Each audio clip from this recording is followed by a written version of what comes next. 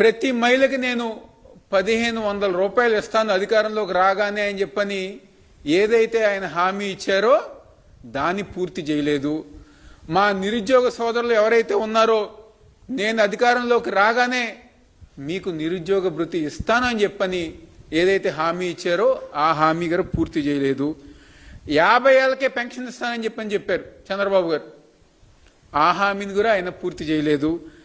అదేవిధంగా రైతులు కానివ్వండి, మహిళలు కానివ్వండి, విద్యార్థులు కానివ్వండి, అన్ని వర్గాల ప్రజలు ఈరోజు ఈ రాష్ట్రంలో సంక్షేమ కార్యక్రమాలు లేకుండా, అభివృద్ధి కార్యక్రమాలు జరగకుండా అనేక ఇబ్బందులు, అనేక సమస్యలతో ఉంటే నిన్న చంద్రబాబు గారు వచ్చి సంవత్సరం 5 నెలల క్రితం ఈ రాష్ట్రంలో విధ్వంసం ఉండేది, ఎవరు కూడా సంతోషంగా లేరు, ఏదో నేను వచ్చిన తర్వాత ప్రతి ఒక్కరు గారు సంతోషంగా ఉన్నారని చెప్పని అంటున్నారు.